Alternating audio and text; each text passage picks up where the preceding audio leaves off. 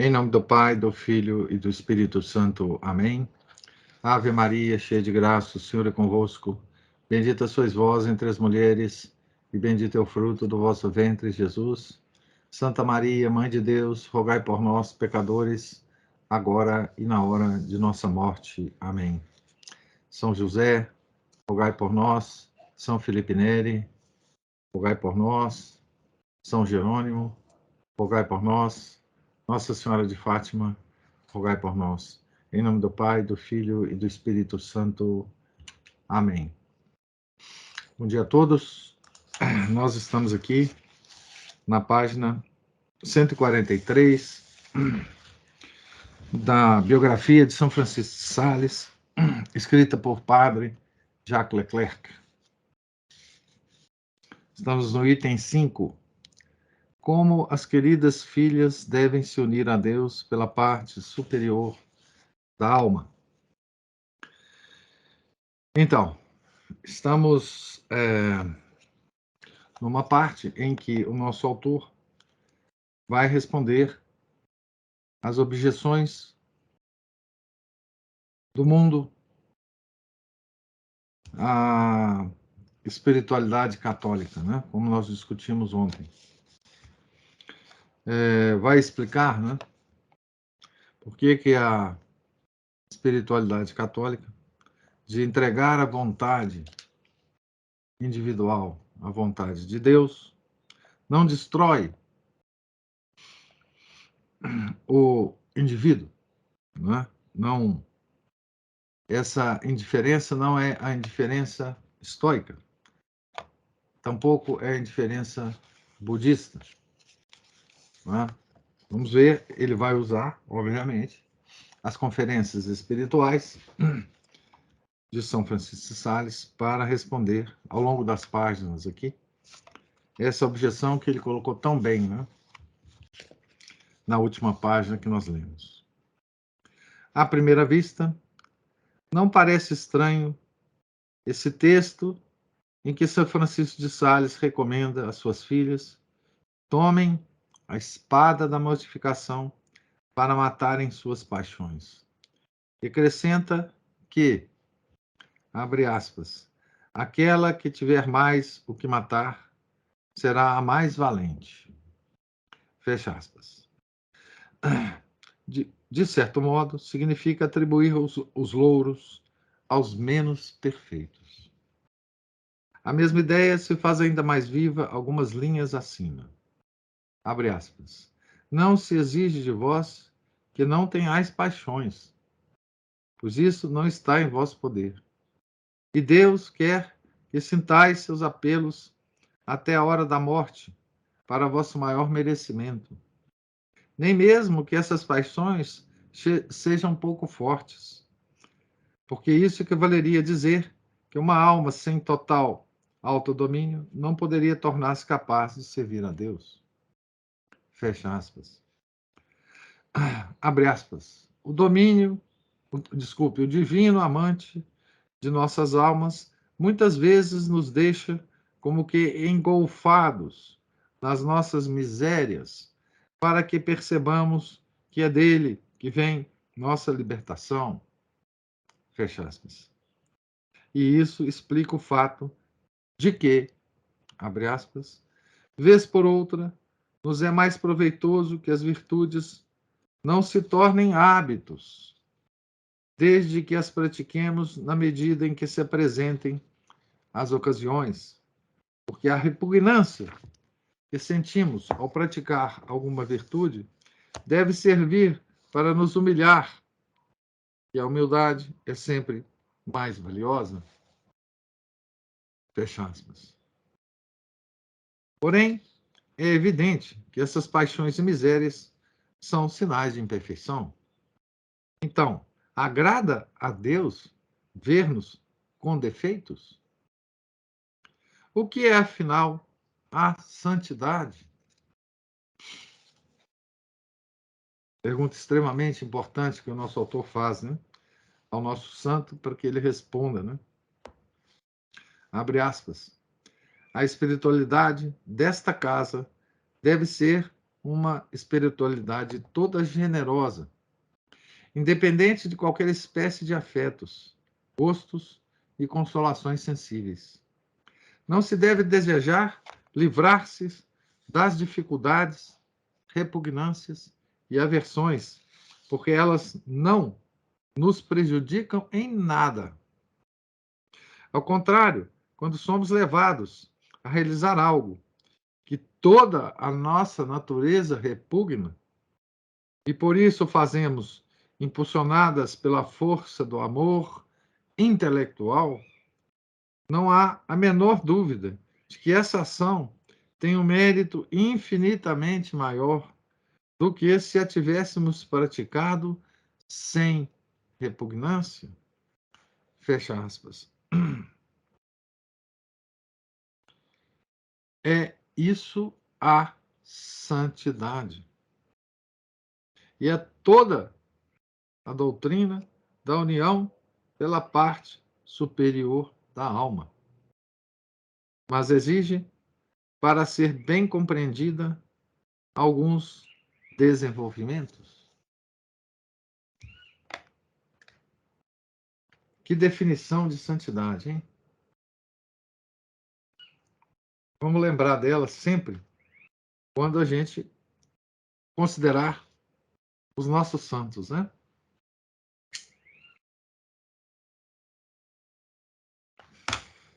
Eu vou ler aqui sobre a espiritualidade salesiana, né?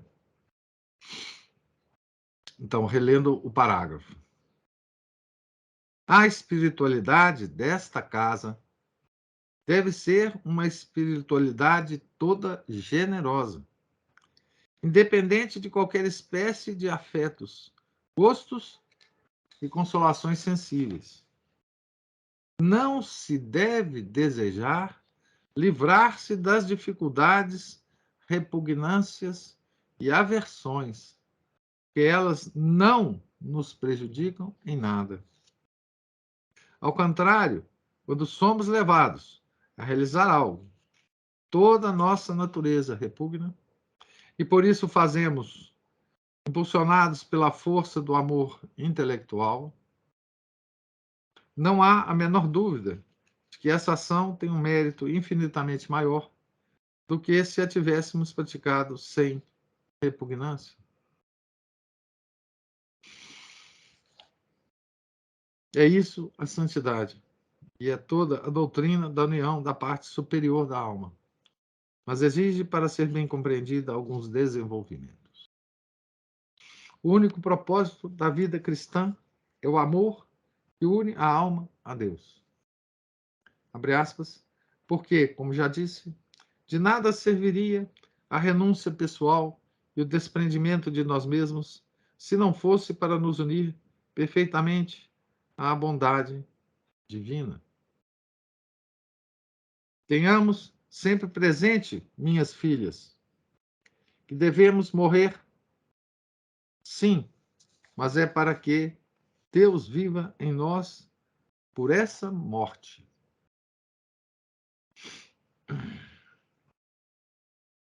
Continuando com o santo. Temos apenas uma alma. Temos apenas uma alma, Teótimo. Mas nela, Teótimo é a quem o tratado de amor a Deus é dirigido. Né? Ele escreveu duas obras, uma dirigida a Filoteia, né? E o tratado de amor a Deus é dirigido a Teótimo. Então ele diz: temos apenas uma alma, Teótimo, mas nela há diversos graus de perfeição, pois é uma alma viva, sensível e racional. E segundo essa variedade de graus, compreende também diversidade de propriedades e inclinações. Pois bem, dado que seja racional, notamos manifestamente na alma duas partes. A inferior, que discorre e tira conclusões pela experiência e conhecimentos fornecidos pelos sentidos, e a superior, que discorre e tira conclusões pelo conhecimento intelectual, não fundado sobre a experiência dos sentidos, mas sobre o discernimento e juízo do espírito. Aqui está toda a teoria das duas partes da alma, né?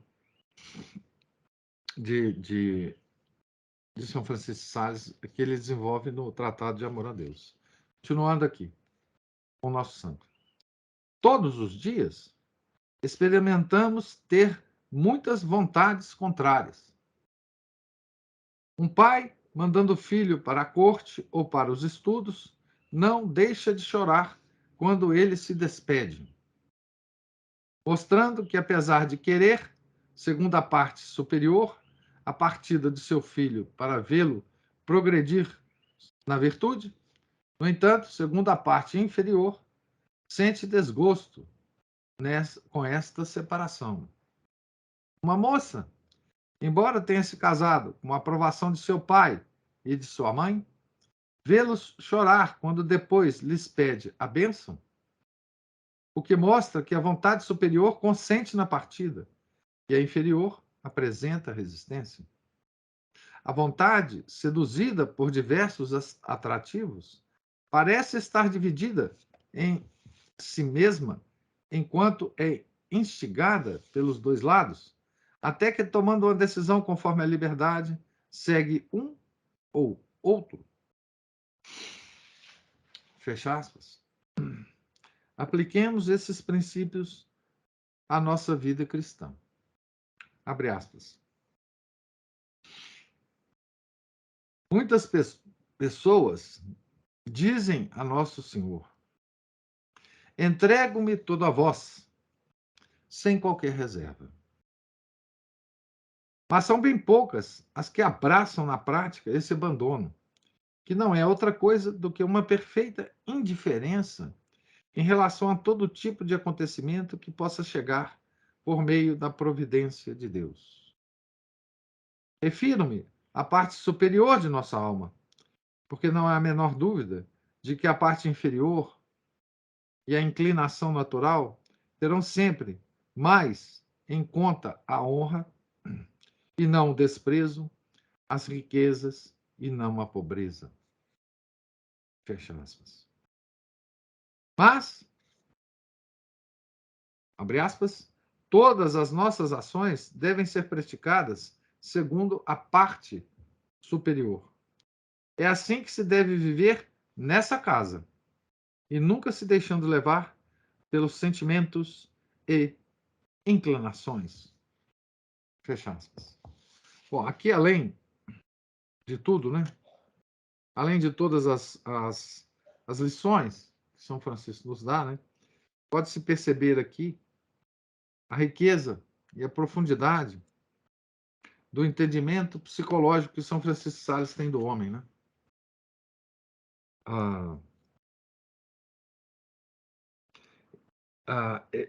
Do entendimento que São Francisco tem das operações da alma. Né? Compare isso com qualquer besteira que a psicologia moderna fala, né? Dos nossos sentimentos, das nossas inclinações, das nossas doenças mentais, né? E vocês vão ver que profundidade nós atingimos, né? Com São Francisco de Sales. No entendimento da nossa própria alma, né? Das nossas próprias dificuldades, né?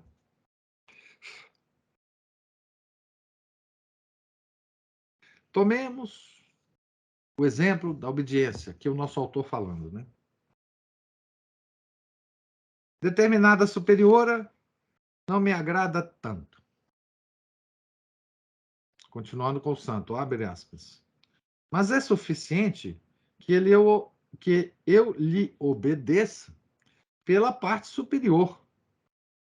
E minha obediência vale tanto mais quanto menos me agradar. Porque assim mostramos que é por Deus que obedecemos e não para a nossa própria satisfação. Fecha aspas. Portanto, pouco importa o que clama os sentidos. Abre aspas. Precisamos ter espíritos generosos que só se apeguem a Deus, sem nos determos em nada no que solicita a parte inferior. Fecha aspas. Veja a aplicação da palavra generosidade aqui, né? Certo? Espíritos generosos. Abre aspas. Não devemos tomar em consideração essas solicitações da parte inferior, né? Como se não nos apercebêssemos delas. Fecha aspas. Nem sequer deveríamos, abre aspas, nos preocupar em considerar se temos bons sentimentos, mas devemos agir sempre da maneira que agiríamos se os tivéssemos. Fecha aspas. Enfim, abre aspas, a respeito de todas as repugnâncias da parte inferior, devemos nos importar tanto quanto fazem os transeuntes com cães que ladram ao longe.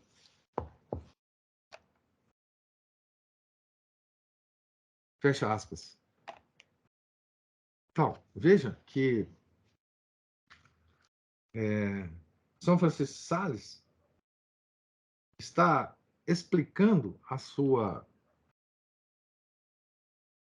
doutrina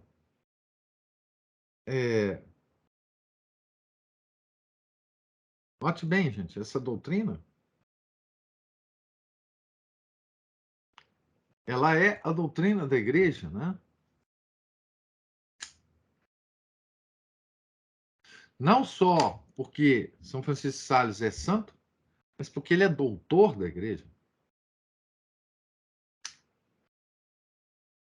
Antigamente, quando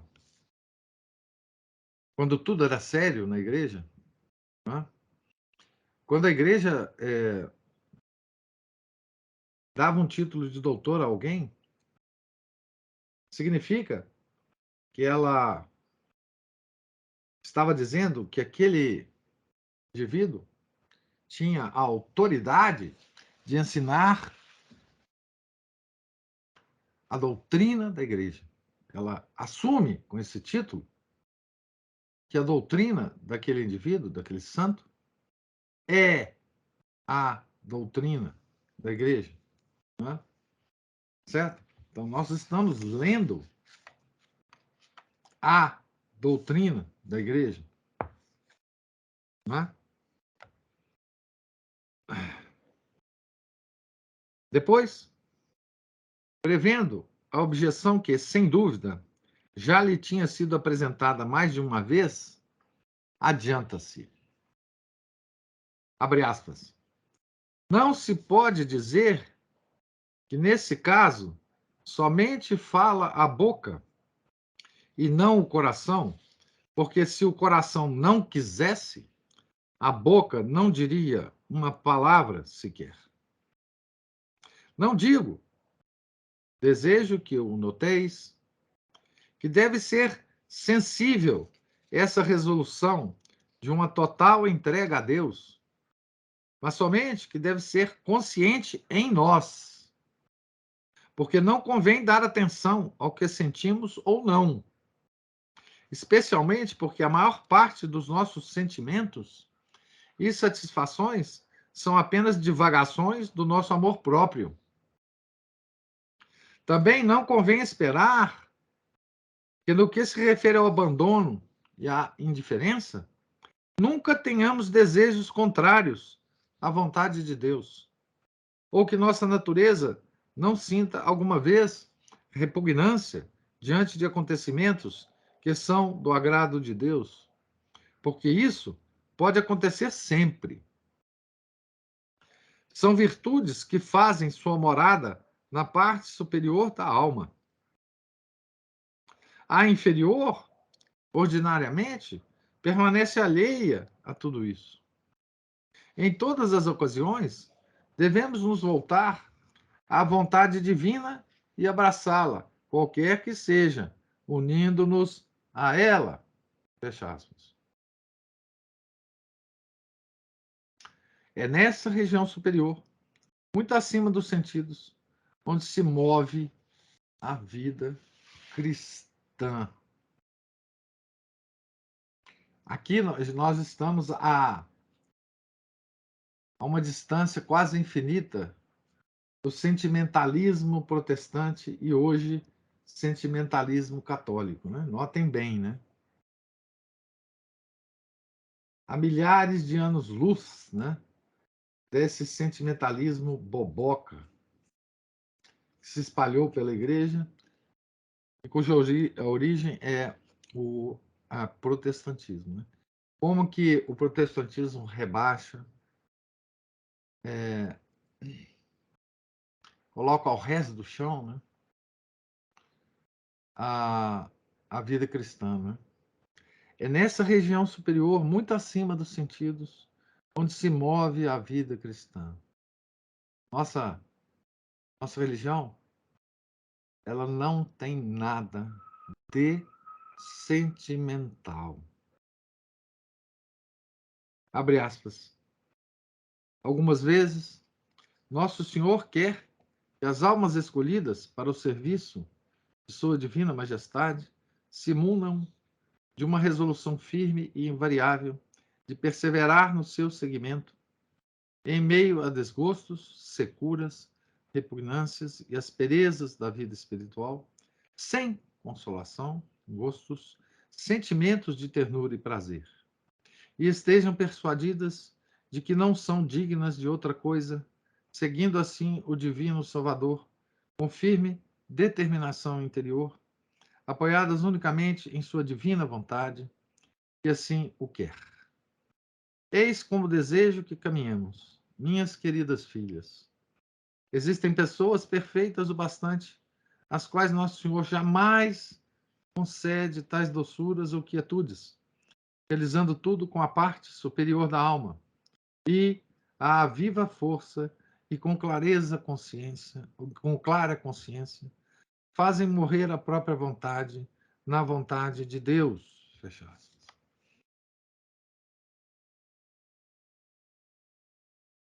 Há pessoas, né?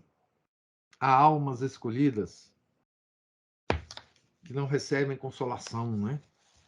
Aqui me lembro de uma santa que nós lemos a biografia dela, Santa Teresinha, Menino Jesus da Sagrada Face, né? Que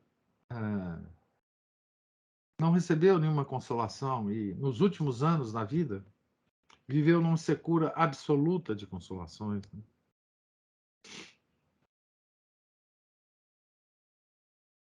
Nesse caso, é a união, o cume do espírito, e não simplesmente com a parte superior da alma.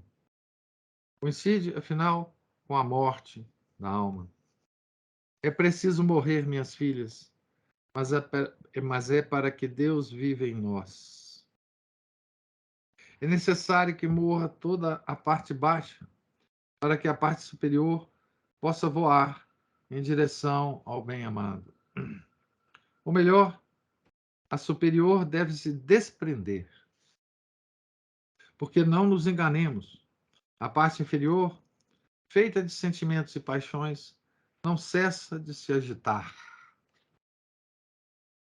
Damos-lhe morte com muito menor frequência do que morremos nós em relação a ela. A morte que verdadeiramente nos compete consiste na renúncia a tudo o que vem dessa parte inferior. Devemos deixar de amá-la e, portanto, deixar de nutri-la. Assim, seu ímpeto diminuirá em boa medida. Se, porém, algumas paixões persistem e, por vezes, explodem, O que poderíeis fazer? Santo Tomás, na Suma, compara a vontade ao que hoje chamaríamos de um monarca constitucional. Ele reina, mas não pode fazer sempre a sua vontade. Quando apresenta propostas excessivamente extravagantes a seu parlamento, este pode negá-las, exercendo o direito de veto. Assim, não há nada mais a fazer a não ser aguardar, impedido de agir, até que a exaltação do povo tenha passado. Assim somos nós, em nossa pobre carcaça. Abre aspas. Desejo enormemente que jamais nos surpreendamos com os males produzidos pela parte inferior da alma, por piores que sejam.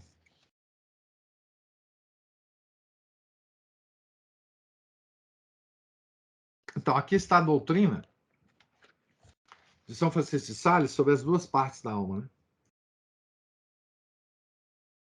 Certo? Não é uma nova doutrina. Está de acordo com as concepções tomistas sobre a alma humana, com a psicologia tomista, né?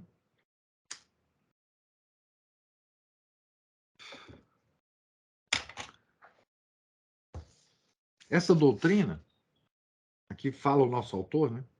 Essa doutrina da união segundo a parte superior esclarece bem alguns pontos obscuros e explica especialmente especialmente a facilidade com que São Francisco de Sales admitia no claustro todos os tipos de moças, mesmo que fossem, abre aspas, irracíveis e grosseiras, fecha aspas, ou que no mundo fossem, abre aspas, vitrines de vaidades, fecha aspas. Essa retidão da vontade, a única condição que exigia absolutamente, é precisamente a que reside na parte superior, de modo que, para dar mostras de uma boa vocação, abre aspas, não faz falta uma constância sensível, mas que esteja na parte superior do espírito e que seja efetiva, fecha aspas. Não é incompatível nas principiantes com a violência das paixões.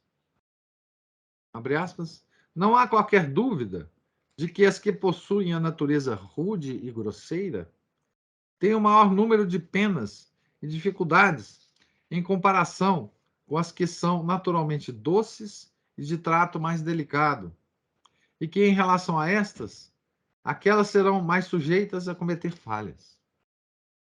No entanto, se possuírem uma vontade firme para aceitar os remédios, por mais que lhes custe,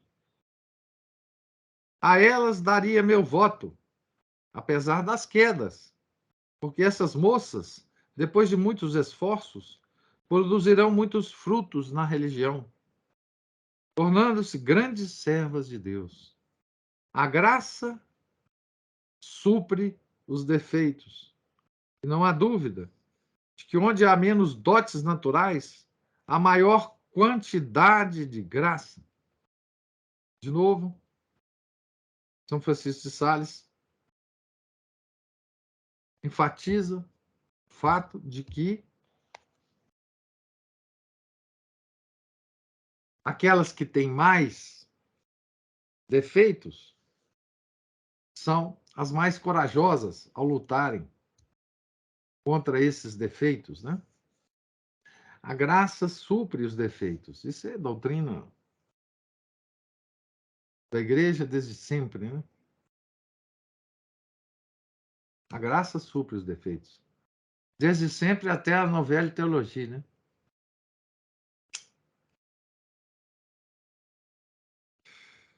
Novela teologia muda isso. Abre aspas. A religião não se vangloria em aperfeiçoar uma alma já bem formada, naturalmente virtuosa. Estima, sim, conduzir à virtude as almas com inclinações fortes. Por quê?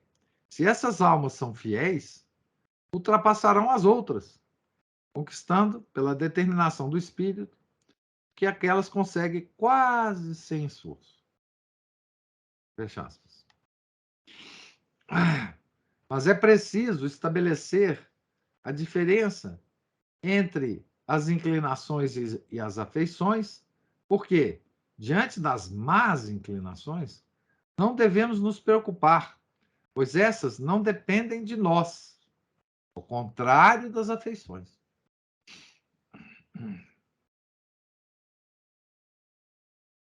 Que detalhe, né? Que sutileza, né? Inclinações e afeições. Inclinações são aquelas que pertencem à nossa natureza. Não é culpa nossa. As afeições, não. Né? Os nossos afetos, não. O mundo se engana em relação a isso. Deus não rejeita aquilo em que não há malícia, porque gostaria que me dissesseis que culpa tem uma pessoa em ter maior ou menor entusiasmo ou estar sujeita a tal ou qual paixão. A questão está nos atos que praticamos movidos por esses impulsos, pois o pecado só existe se for voluntário. Por isso, sem nosso consentimento, não há pecado. Além disso, gostaria que jamais nos perturbássemos com os maus sentimentos e que, corajosa e fielmente, empregássemos os meios para não consentirmos neles. Não é pecado ter mau sentimento. Não é pecado ter mau sentimento. É isso que o nosso santo está nos dizendo, né? Pecado é agirmos segundo esses maus sentimentos.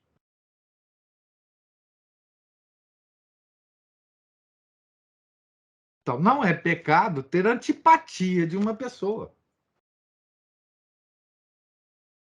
Né?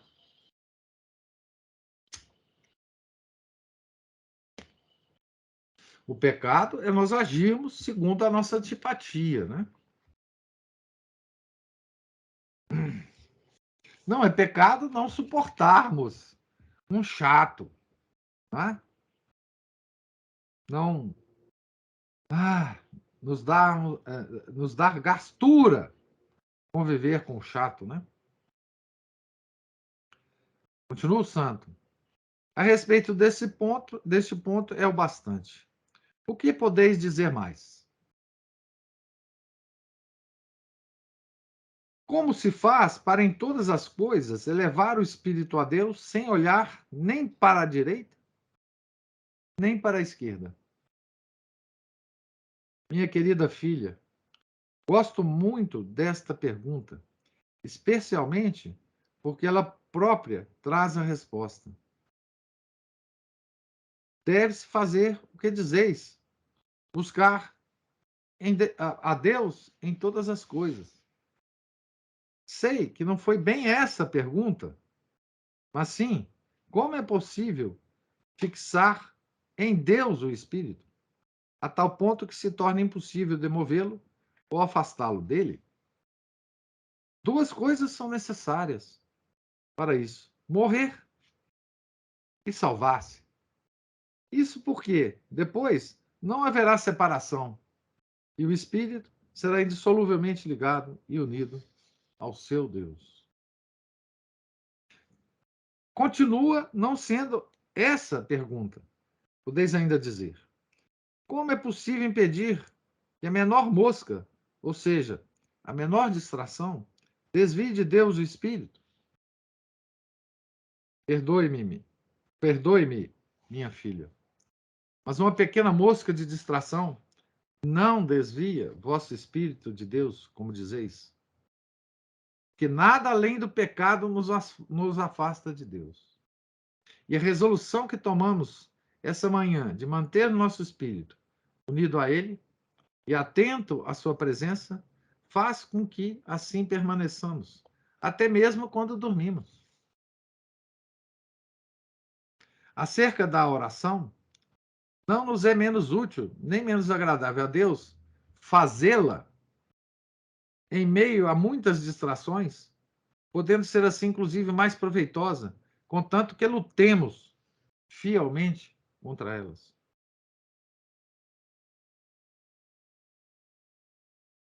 Vale o mesmo para a dificuldade que temos ao longo do dia em repousar nosso espírito em Deus e nas coisas celestes, considerando que o cuidado em guardá-lo impede que corra atrás dessas moscas ou borboletas, como faz uma mãe com seu filho.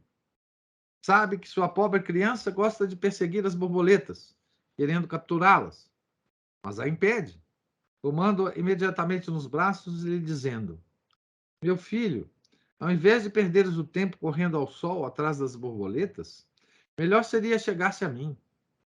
E assim permanece a criança até avistar outra borboleta, atrás da qual sairia correndo, se a mãe não a segurasse como antes.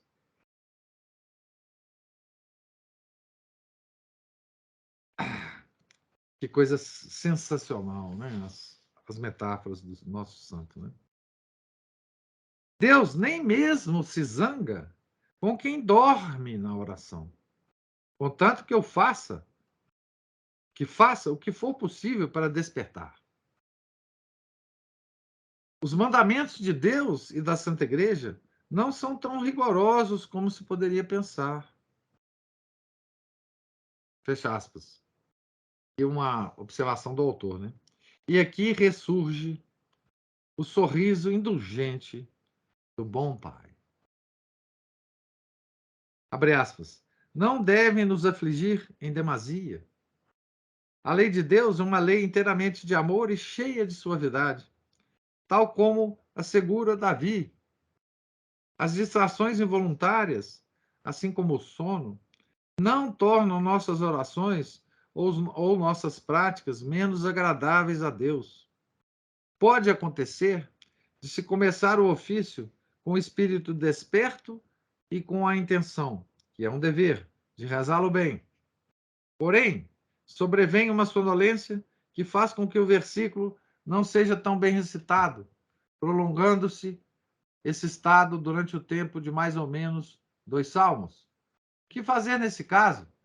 O ofício é uma oração oficial da igreja, né? Ele contém muitos salmos, né? Salmos às vezes longos.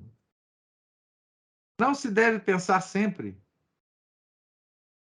que se foi negligente quando a distração se prolonga, pois algumas vezes pode acontecer de sermos perseguidos por ela ao longo de todo o ofício, sem que tenhamos qualquer culpa. Nosso Senhor se compraz, em vez por outra, ver-nos combater durante todo o tempo, sem querer nos livrar dela. Devemos sofrer pacientemente e amar a nossa abjeção. Eu vou parar por aqui, no meio de uma lição, né? Infelizmente.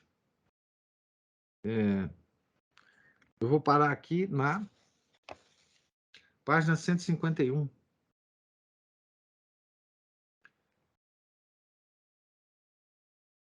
Veja que a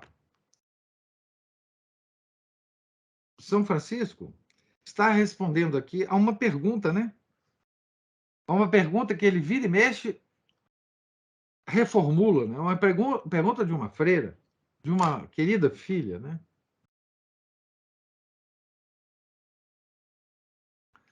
A pergunta é: como se faz para, em todas as coisas, elevar o espírito a Deus sem olhar nem para a direita nem para a esquerda? Essa é a pergunta. E ele vai desenvolvendo essa pergunta, né? E dando. Veja que ele só responde essa pergunta com aspectos práticos. Tá? Ele não responde com teoria, ele não responde com conceitos elevadíssimos, né? Ele vai sempre dar exemplos práticos para a querida filha, que certamente enfrenta todos esses problemas na oração. Tá? Ao longo do dia, em que ela sempre quer levar seu espírito a Deus e se distrai. Ele dá o exemplo da criança correndo atrás de borboleta e a mãe sempre puxando para junto dela. Não é? Ele dá, enfim, exemplo de quem dorme durante as orações, no ofício divino. Imagina a freirinha levantando muito cedo, cansada, vai para o coro para rezar o ofício divino, e lá ela está rezando e aí se distrai durante salmos inteiros, ou mesmo dorme durante o ofício.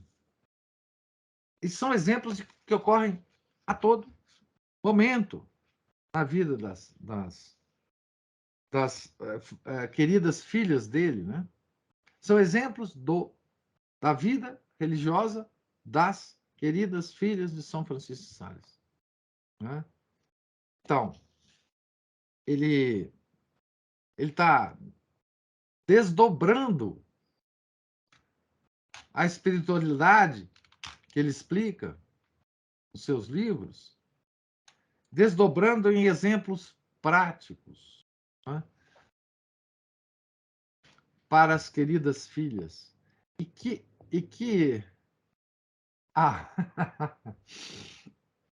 a Ana está dizendo assim, encontramos nosso diretor espiritual. Pois é. Pois é. Quem, enfim, quem lê Filoteia já percebe isso, né? Que aquele livro é de direção espiritual, né? São Francisco de Sales é um santo da prática da doutrina cristã, né? É um santo da vida diária, né? É um santo da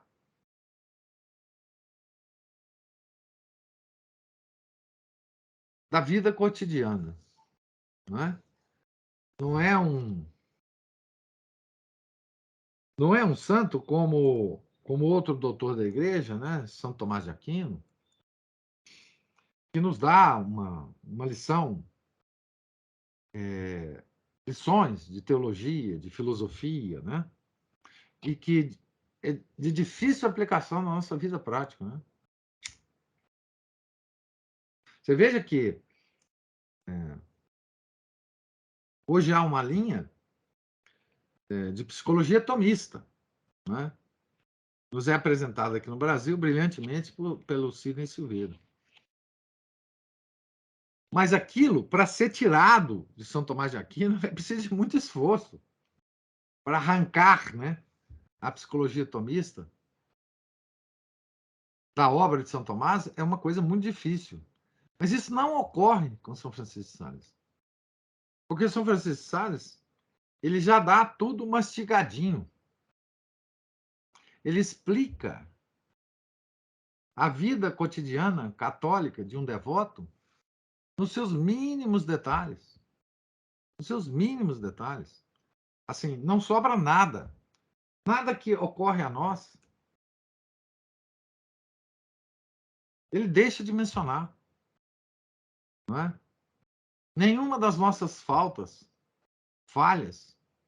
inclinações, afeições, deixa de ser mencionado pelo santo. Nós encontramos uma familiaridade impressionante com São Francisco de Sales.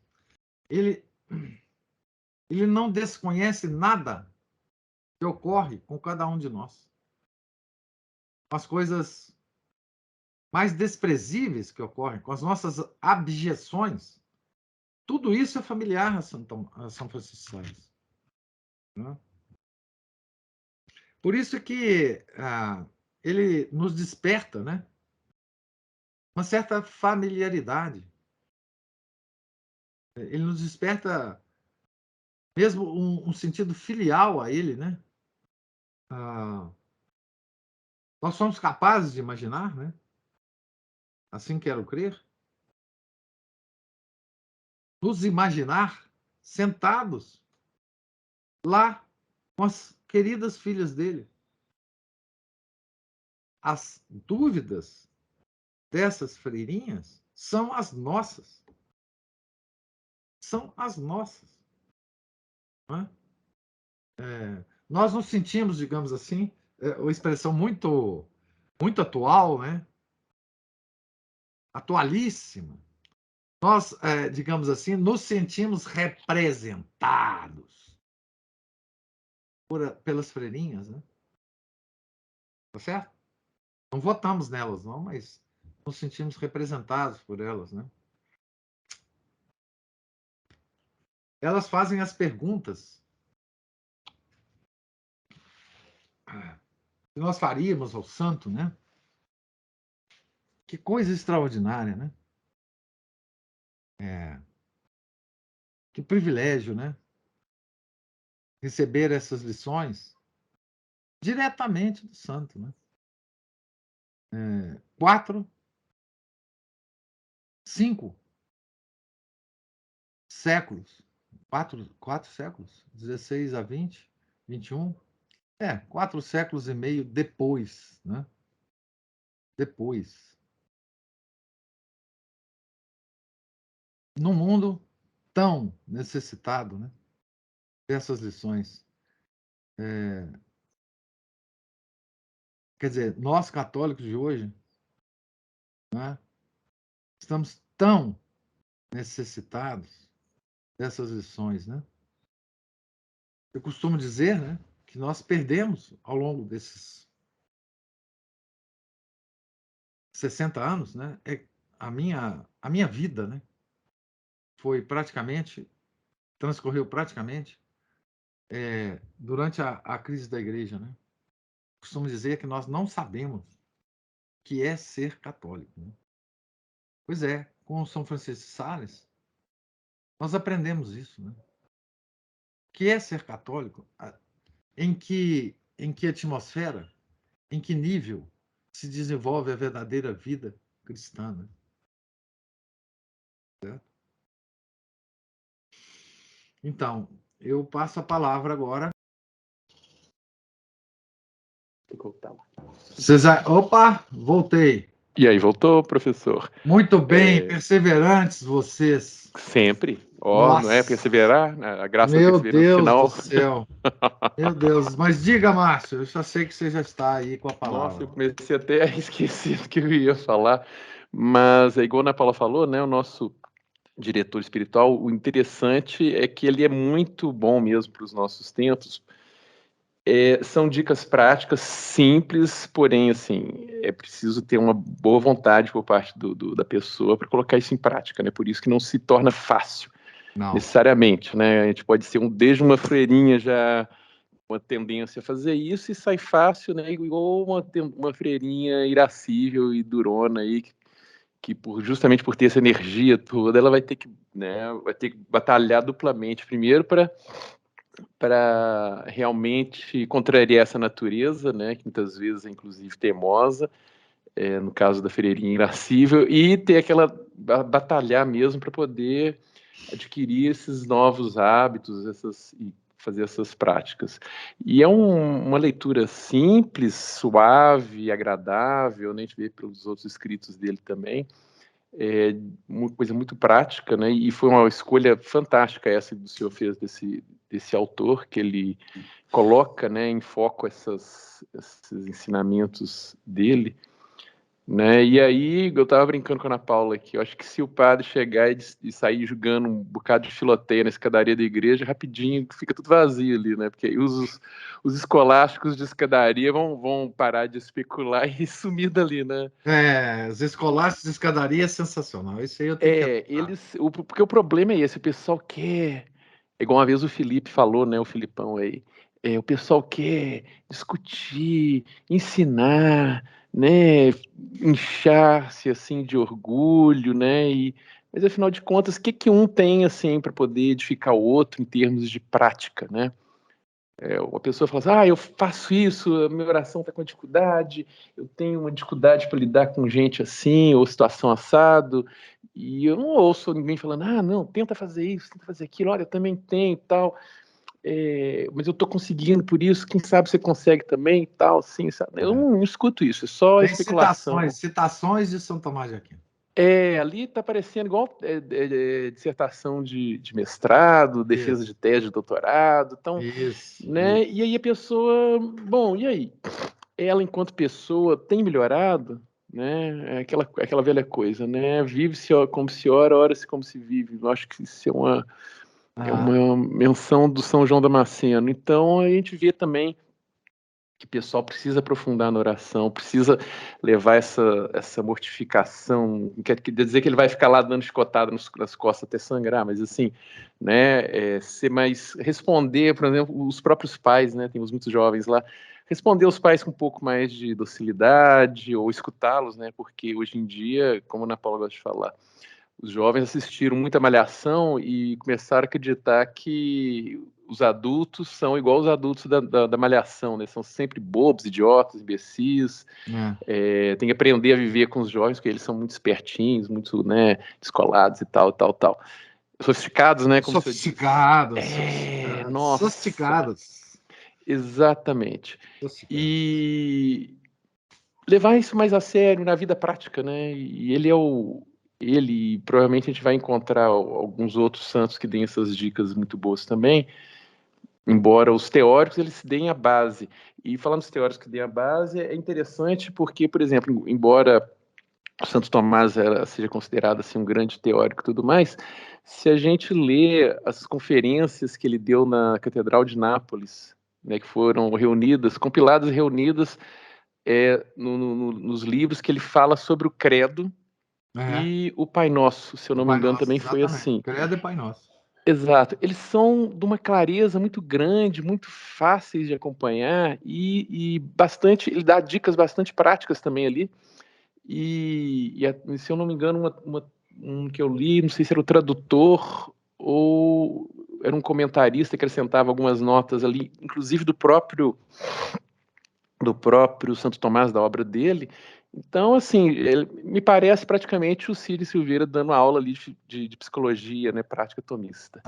Né? Bom, e eu acho que é tudo isso que eu tenho a dizer, e se eu puder desenvolver mais o assunto, não só sobre isso, mas sobre outras coisas que eu tenho em cabeça. Muito obrigado.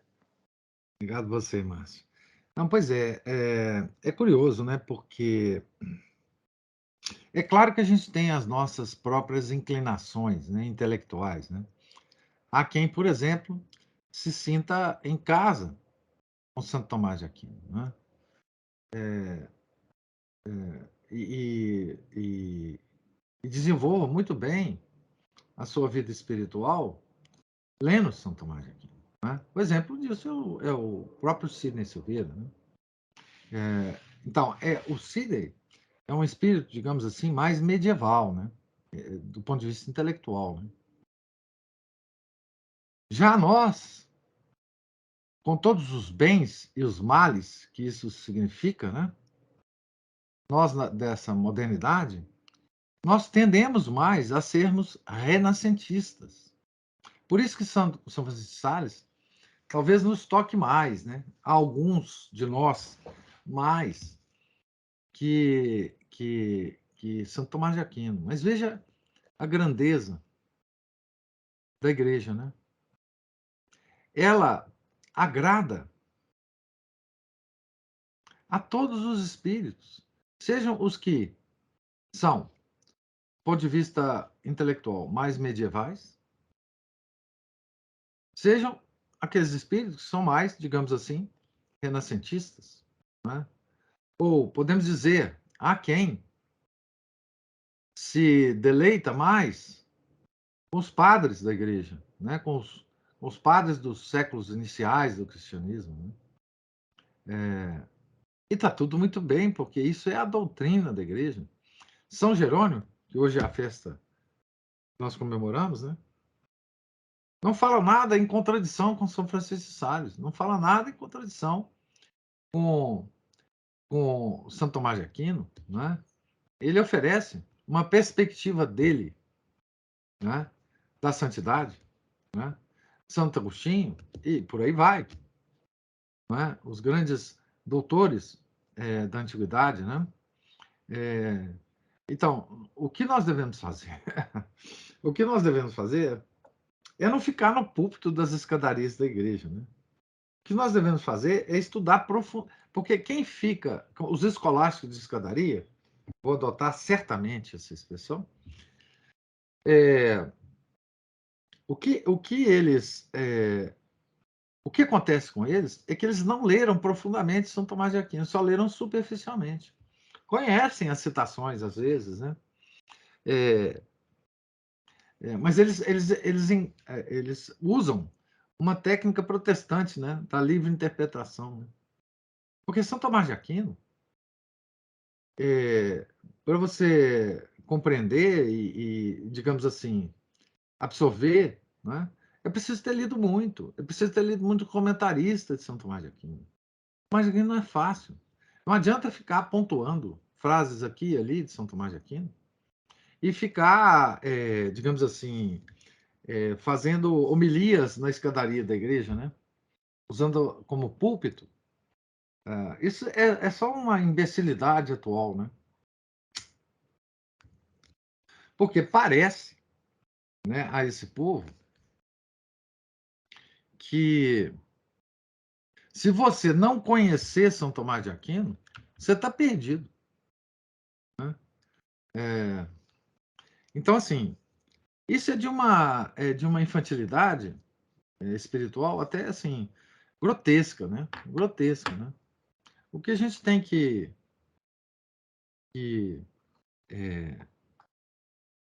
a vida cristã, não é? Por mais que você possa, com gosto e com proveito, ler as obras dos santos mais sofisticadas, né? A vida cristã, ela se dá na prática, nos atos cotidianos, né? Essa é a grande lição que é da igreja, mas que vem diretamente de São Francisco de Sales, né? A nossa santificação é uma santificação prática, cotidiana, de ações. Vou lembrar aqui, não é? Vou lembrar aqui, vou reler um parágrafo, não é? O autor pergunta: o que é, afinal, a santidade? E deixa São Francisco de Sales responder num parágrafo extraordinário, né? Então, ele fala, nosso santo, a espiritualidade desta casa deve ser uma espiritualidade toda generosa, independente de qualquer espécie de afetos, gostos e consolações sensíveis. Não se deve desejar livrar-se das dificuldades, repugnâncias e aversões, porque elas não nos prejudicam em nada. Ao contrário, quando somos levados a realizar algo que toda a nossa natureza repugna, e por isso fazemos impulsionados pela força do amor intelectual, não há a menor dúvida de que essa ação tem um mérito infinitamente maior do que se a tivéssemos praticado sem repugnância. O que ele está nos dizendo aqui, a santidade é um empreendimento cotidiano de pequenas ações, né? Então, ela é um projeto, um plano de vida, de ação cristã, né? Ela não é uma coisa que se adquire de uma hora para outra, ou por uma iluminação divina. Isso é gnose, né? Essa tal santidade adquirida imediatamente é um desejo gnóstico, né? A nossa santidade, a santidade que prega a igreja, ela é uma coisa cotidiana. E por isso é que a igreja prega que nós devemos desejar e trabalhar para sermos santos. E aí, a hora que a gente vê o exemplo dos santos, a gente fala, nunca vamos atingir esse ponto. Não, vamos sim. E a gente atinge nos atos cotidianos. Né? E São Francisco de Sales apresenta um caminho para nós atingirmos a santidade. Né? A santidade se faz pouco a pouco. Né? Ela é um caminho aberto. Isso é um caminho de esperança para nós, gente. É um recado que São Francisco de Sales nos dá de que a santidade está aberta a todos nós. Não é um evento espalhafatoso. Não é. O caminho da santidade não é uma coisa que chama a atenção dos outros. Não é um caminho de glamour. Não é? Não é um caminho cheio de estrelinhas brilhando. A santidade é isso. É o agir cotidiano contra as nossas repugnâncias, mas não para não as tê-las,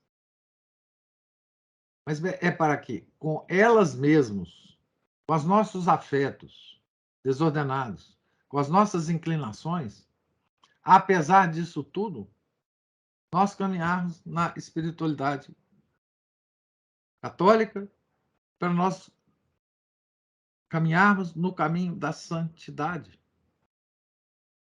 Esse caminho tem fim? Claro, quando a gente morrer. Mas só aí ele terá fim.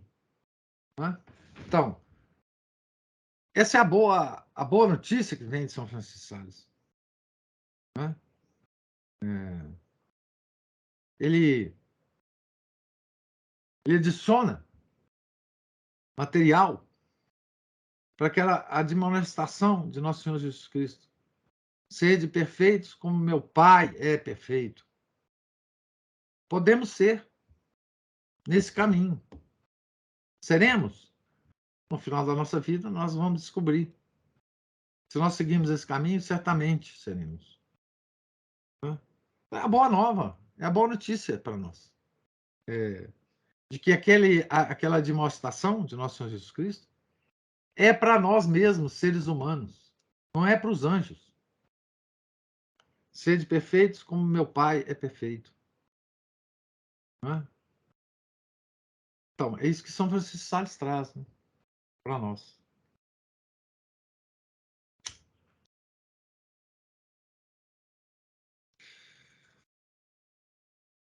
Algum outro comentário? Cristina?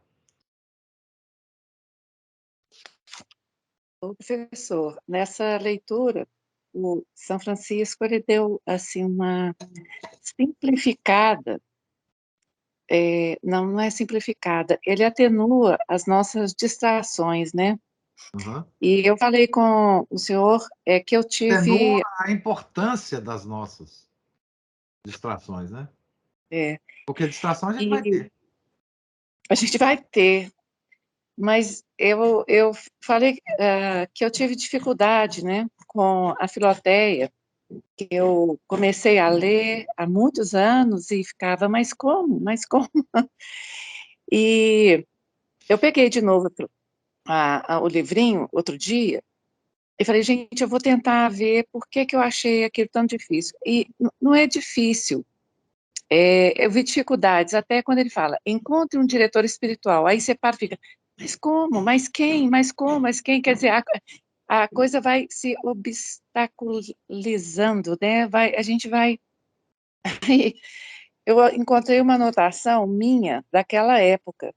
Aí eu coloquei assim, Quem não, durante a leitura, não vê seus próprios pensamentos a errar pelas ansiedades e também pelas presunções e vanglórias. Você vai lendo e se colocando, né? Vanglória de estar aqui lendo. Ansiedade por supor como será o seu futuro de devoção, suas glórias e quedas. Aí a dificuldade. Eu pus assim, São Francisco de Sales, rogai por nós. Eu acho que depois dessa anotação eu parei, sabe? Porque eu não estou vendo mais assim as minhas anotações aqui. Então é isso. O São Francisco de Sales, ele explica e simplifica, mas nós temos que estar em algum estado assim de tranquilidade, de apaziguamento consigo mesmo, porque senão tudo que ele fala é obstáculo. E foi o que eu percebi, assim, eu tentei relembrar, né? O simples fato dele começar falando que a gente deve procurar um diretor espiritual, eu acho que a minha cabeça girava, assim, em todos os padres que eu conhecia, e até mesmo a nossa dificuldade que a gente tinha naquela época no Monte Calvário, que a gente não tinha padre, né? Eu não sei se o senhor lembra, teve fim de semana que não teve missa porque não tinha padre. Uhum. E o padre chegava correndo de viagem, depois de viajar 500 quilômetros, depois voltava correndo, e às vezes era um ou outro. Então é isso. A gente também tem uma obstaculariedade. Ai, essa palavra está muito difícil para falar. A gente cria obstáculos dentro da gente mesmo, né?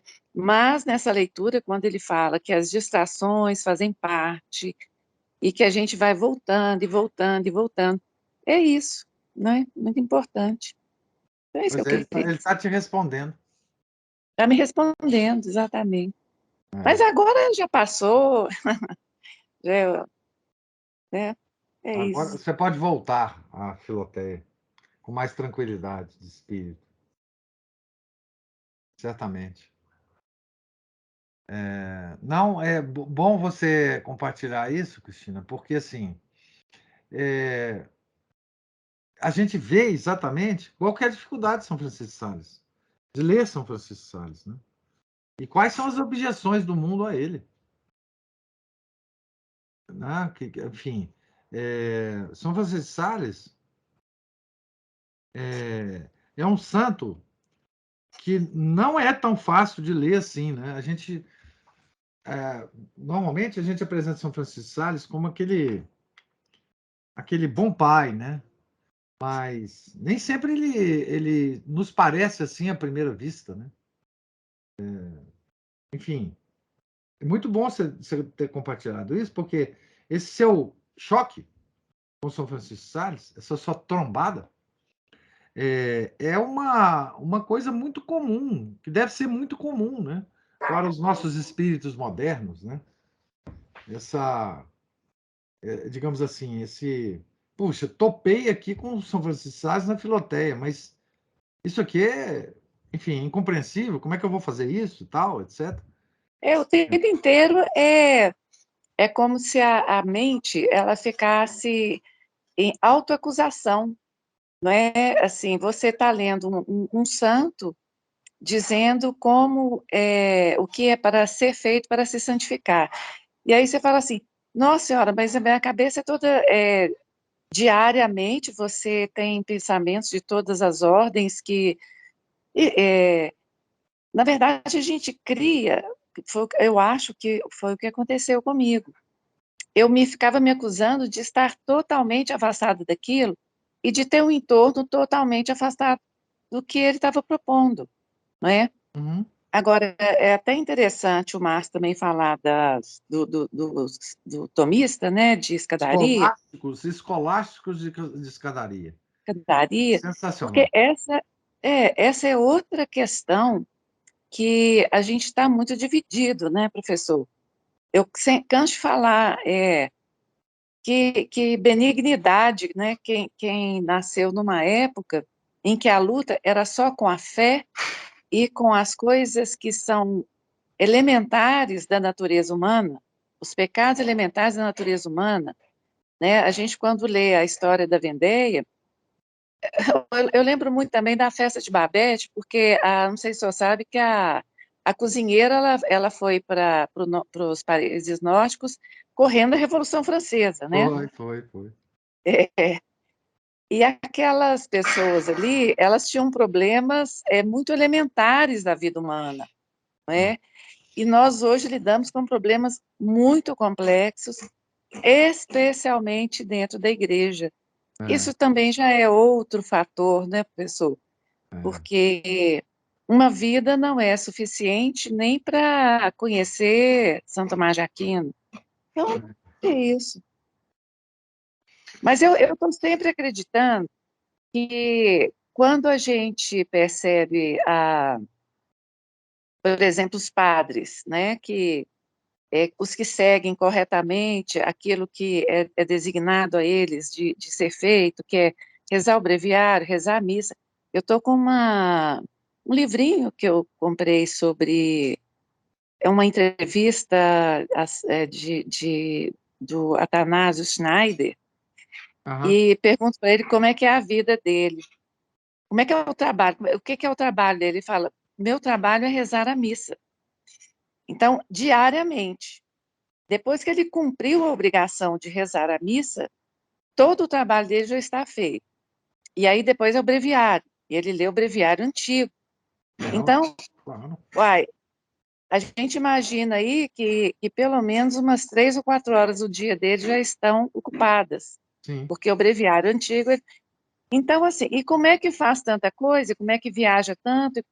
Claro que quem já experimentou isso, e eu já experimentei, porque antes da tradição, eu também já tive vida de oração. A gente sabe que quanto mais você se dedica à oração de maneira rotineira, mais a sua vida é produtiva. Porque algumas coisas vão se solucionando pela descomplicação e serenidade que a gente tem, não é? Então, mais do que tentar entender muito as coisas, que isso é digamos, uma atitude que a gente não vai abrir mão dela, porque a gente precisa entender as coisas, é da nossa natureza encontrar lógica para encontrar sanidade, não é? Encontrar razão para a sessão. A gente não é estúpido, não é? Quando a gente vê essa problemada toda da igreja, você precisa de uma explicação para ficar sã, não é? Mas a vida de oração, a rotina de oração, a disciplina de oração, isso deve ser um objetivo, não é? Deve ser um objetivo pessoal, não é? Dos fiéis também, né? Não é só não é só do Estou falando para nós, fiéis, para nós, coisinhas. Há ordens terceiras, né? Que simplificam para os membros das ordens terceiras a leitura do breviário, né? Há ordens terceiras que os leigos das ordens terceiras rezam também o breviário, mas simplificado. Enfim, esses homens, enfim, o Santo Afonso Maria de Ligório, além do Rosário, além de todos os livros que ele escrevia, além de ser bispo, ele rezava uma Ave Maria de 15 em 15 minutos. Né? Então, assim, é uma coisa apavorante. Né? Mas a Ana Paula ou o Márcio levantou a mão aí. Ô, professor, vou passar a vez para a Cristina, depois eu completo. A Cristina estava falando, então diga, Cristina. Não, foi sem querer, Márcio. Eu ia desligar eu ia desligar o microfone, já estava desligado, eu levantei a mão de novo. É reflexo, pode falar.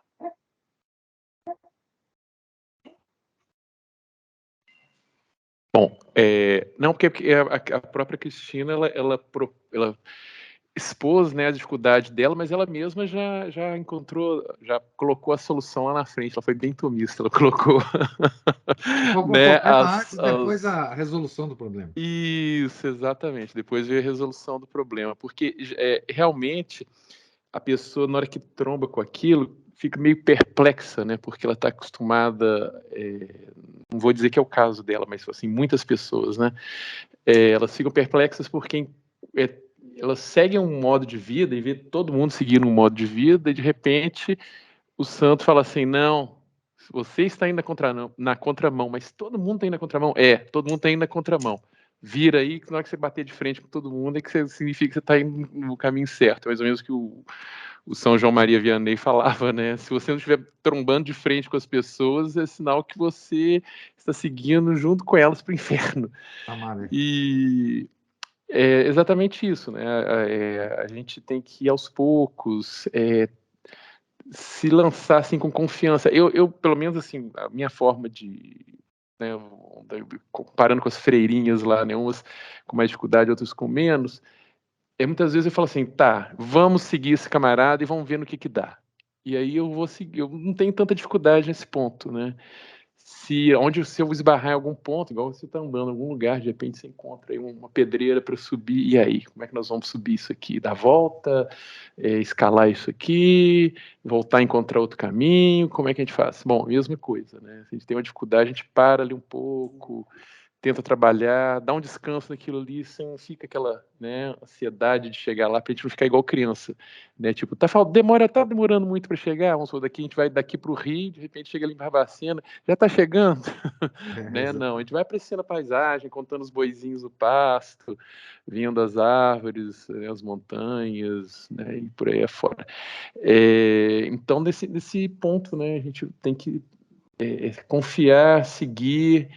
E vários autores dão também várias dicas do que muitas vezes o que pode atrapalhar a gente nesse tipo de vida, exatamente é estar envolvido com muita coisa que nos desvia disso, ou estar distraído com muitos pensamentos, muitas preocupações, né? E tem que fazer aquele momento de durante o dia ou durante o tempo de oração, dar aquela paradinha, né? A se acalmar um pouco. E aos poucos isso vai levando paulatinamente um desligamento desses turbilhões da vida, assim, para a gente poder mais ou menos navegar sem ser tão chacoalhado assim, né? Mas era só isso. Obrigado. Sim, obrigado você, Márcio. Eu só queria fazer uma observação. Quando a Cristina falou, né, do Montanásio, como que ele consegue fazer tanta coisa, enfim, viajar tanto e tal. Eu acho que esses homens, né, tomando como base, a gente nunca deve tomar, mas enfim, São Tomás de Aquino morreu com 49 anos, né? Escreveu uma obra que em 49 anos a gente não vai conseguir ler, né? E absorver, né? Como é que ele fez isso, né? Eu tenho cada vez mais pensado o seguinte: esses homens que fazem muita coisa, eles nunca pretendem fazer muita coisa. Eles sempre pretendem fazer aquilo, no dia deles, aquilo que é importante. Eles não ficam com uma. Eles não têm um plano de fazer uma obra grandiosa. Eles têm um plano de fazer uma obra pequenininha todo dia. Todo dia. Quer dizer, a resposta do Atanásio, né? Eu não li o livro ainda, mas vou ler. O que eu acho que move o Atanásio é fazer as pequenas coisas que o dia dele vai pedindo a ele. Sim, fazer as principais, essas são intocáveis, por exemplo, né? A missa e o breviário, e depois fazer as pequenas coisas que vão tocando a ele fazer. Se é escrever, ele escreve um pouco a cada dia, né? Se é fazer uma viagem, fazer uma palestra, ele faz, né? Ele nunca pensa na obra completa, né? São Tomás nunca pensou em deixar uma obra completa. Aliás, no final da vida, ele queria queimar a obra que ele tinha feito. Então, esses homens, eles não têm a perspectiva de fazer grandes coisas. Eles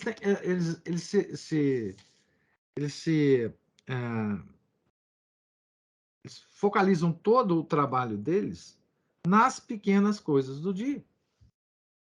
Essa é a obra deles, né? E depois tentar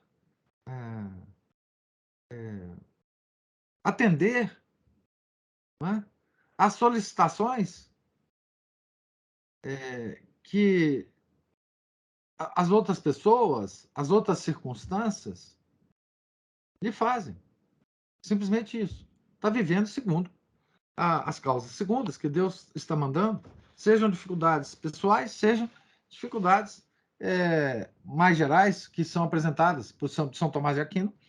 Era consultado, né, diariamente por várias pessoas sobre vários problemas. E ele, tal, né, faz uma conferência aqui, outra ali, etc, etc. Então, ele foi construindo a vida dele com essas pequenas coisas, né? Então, é o que nós devemos fazer sempre, né? É o que nós devemos fazer sempre. Deixar uma grande obra ou fazer alguma coisa de grandioso, etc., não passa pela cabeça dessas pessoas. Não passa.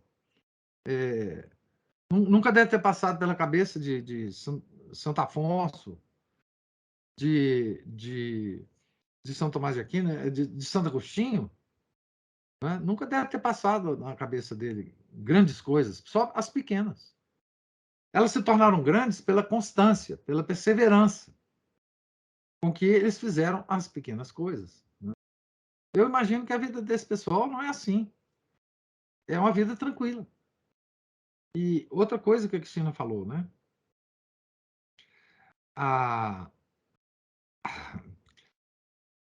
Normalmente a gente tem a impressão de que uma vida de oração toma muito tempo da gente em relação às coisas que a gente deve fazer. É o contrário, a vida de oração frutifica a nossa vida de ação, né? Que ela observou muito bem isso, né? Quer dizer, o nosso tempo, quando nós temos uma vida de oração, de disciplina de oração, ele se multiplica de forma incompreensível para nós, né? Parece que o tempo se dilata, não no sentido einsteiniano, porque aquilo é uma bobagem, mas o nosso tempo se dilata, nós conseguimos fazer mais coisas em menos tempo, né? E isso é um mistério para nós, né? Quanto mais nós estivermos ocupados com as coisas de Deus, mais Deus parece dilatar o nosso tempo para a gente fazer coisas importantes que vão depois glorificar o próprio Deus, né? Esse é um mistério, eu realmente não entendi. Quando eu penso que São Tomás de Aquino morreu com 49 anos, e que escreveu a sua primeira obra com 20 anos, 20 e poucos anos, né, o Ente e Essência. Então, 29 anos em atividade e fez o que fez, isso eu não compreendo, né, porque assim, não há parâmetro para você. Inclusive, se você pensar que ele escrevia isso à mão, eu imagino que se você fizer uma comparação de alguém pegando a obra de São Tomás de Aquino, escrevendo à mão, com a tecnologia que ele tinha, a obra dele, você vai passar mais do que 29 anos escrevendo, né? Na velocidade que ele escrevia, ou o tempo que ele gastava, eu acho que qualquer um vai passar mais de 29 anos escrevendo, só escrevendo, sem conceber. Enfim, são os milagres da oração, né? Da vida de oração, que Deus realiza por meio de nós, né?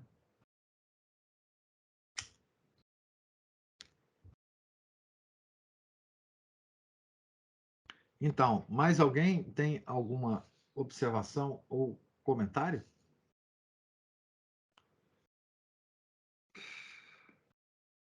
Então, Deus lhes pague presença, paciência, os ótimos comentários, tá?